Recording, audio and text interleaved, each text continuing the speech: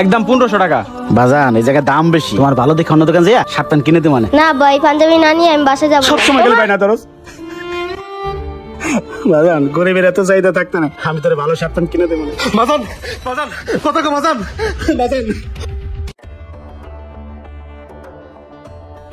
এই তাদের খোল, বাজান চোখ খুল বাজান।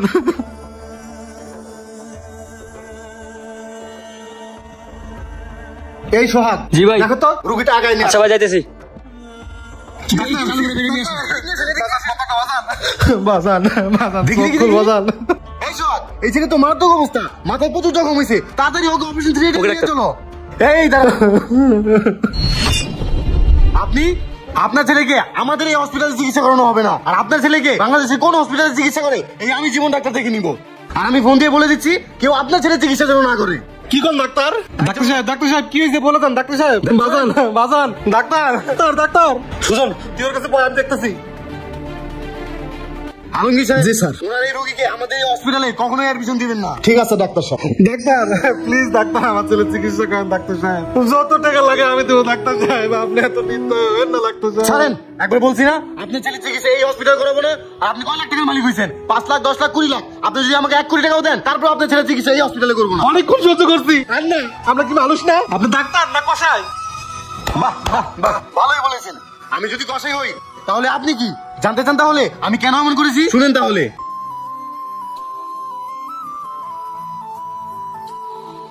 হিসাবের খাতাটা দে। আসসালামু আলাইকুম। ওয়ালাইকুম আসসালাম। নেন ভাই। হ্যাঁ সুজন। জি ভাই। মার্কেটের সব দোকানদাররা ডাক দে। আমি ডাকছি। আচ্ছা ঠিক আছে ভাই।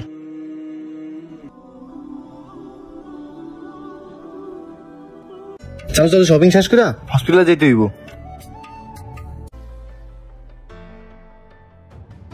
ভাই মার্কেটের সভাপতি শামীম সাহেব আপনাকে ডাকে। আচ্ছা তুমি যাও, আইতাছি আমি। ভাই মার্কেটের সভাপতি শামীম সাহেব আপনাকে ডাকে। আচ্ছা তুমি যাও, আমি আসতেছি। ভাই শামীম ভাই আপনারা ডাকে।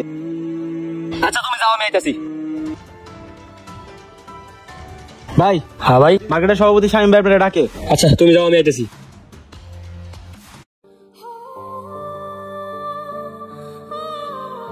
আসসালামু আলাইকুম সভাপতি সাহেব। আসসালামু আলাইকুম আসসালাম। এই শোনো, তোমাদের ডাকার কিন্তু একটাই উদ্দেশ্য, সামনে কিন্তু আমার বঙ্গবাজারে আগুনও লাগছে, মালের চাহিদা কিন্তু একটু বেশি থাকতে পারে। তোমরা কিন্তু কেউ কম দামে মাল সেল করবে না। তুলসী প্যানের কিন্তু এবার খুব চাহিদা। তুলসী প্যান 1500 টাকা নিচে কেউ সেল করবে না। আর ফোকাস্টিং জুতা 2000 টাকা নিচে কেউ সেল করবে না। আর 6 to 5 3 পিসে কিন্তু খুব চাহিদা, কেউ 3000 টাকা সেল করবে না। ঠিক আছে?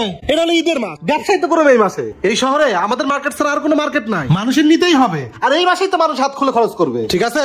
সবাই বেশি দামে মাল বিক্রি করবা। যাও। আচ্ছা ঠিক আছে। ওয়ালাইকুম আসসালাম। দেখছো বাজান কত সুন্দর পাঞ্জাবি। লো এই দোকানটায় যাই। বাবা এই পাঞ্জাবিটা দেখো। এই পাঞ্জাবিটা নিবা? হ্যাঁ আমি এই পাঞ্জাবিটাই নিব। কি লাগবে ভাই? ভাই এই পাঞ্জাবিটার দাম কত ভাই? ভাই এটা তো ফিক্সড প্রাইসের দোকান, একদম 1500 টাকা রাখা দিব। বাজান এটা তোমার কাছে ভালো লাগবে না, এই দোকানে দাম বেশি। তোমার ভালো দেখে প্যান্ট শার্ট কিনে দেব। মানে না আব্বা আমি এই পাঞ্জাবিটাই নিব।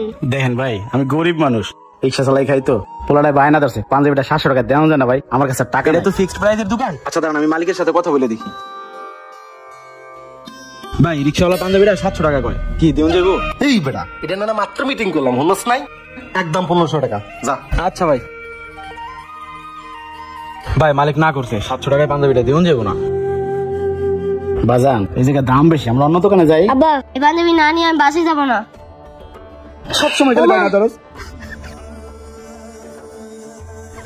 বাজান গরিবের এত চাহিদা থাকতে নেই, আমি তোর ঈদের পরে ভালো শার্ট প্যান্ট কিনে দেবো না। চল বাজান।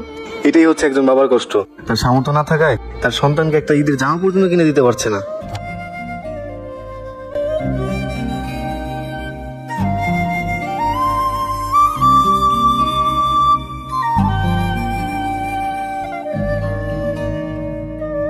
যাই দেখি লোকটা কত গেল। ভাই এই গরিব রিক্সাওয়ালারে 700 টাকায় পাঞ্জাবিটা দিউন যেত না? ওনার কান্না দেখে আমি আমার চোখের পানি ধরে রাখতে পারতেছি না। আপনি চাইলে পাঞ্জাবিটা দিতে পারতেন, 700 টাকা আমাকে কেনা দাও। একটা মালে না হয় ব্যবসা নাই করতেন। এই করব স্যার, মাসে আবেগ দেখলে হবে? মালিক আমি না তুই, ব্যবসা করতে হইব না? যা কাজ কর। তাহলে সবই তো শুনলেন, একটা বাবার কান্না আপনার কান পর্যন্ত পৌঁছায়নি। আপনি তো একজন বাবা, তাহলে আপনার কান্না আমার কান পর্যন্ত কিভাবে পৌঁছাবে? আপনি বলেন শুনেন ভাই, ঈদ ধনী গরিব সবারই জন্য, কিন্তু সব বাবারই সামর্থ্য থাকে না সব ছেলে চাহিদা পূরণ করার জন্য। ভাই আপনি তো ওনার দিকে তাকাননি, কিন্তু ওনার কারণে আমি নিজে চোখে দেখেছি। পরে আমি ড্রেসটা কিনে ওনাকে দিয়ে আসছি, কিন্তু উনি নিতে চাইনি, আমি তারপর জোর করে দিয়ে আসছি। আর আপনার ছেলে তেমন কিছু হয়নি, আপনাকে জাস্ট বোঝানোর জন্য আমরা সবাই মিলে একটা নাটক করেছি। আমি সোহাকে পাঠাই দিছি, সামান্য একটা ইনজুরি হয়েছে, ও ব্যান্ডেজ করে রাখছে, আপনি আপনার ছেলেকে বাসায় নিয়ে যেতে পারেন।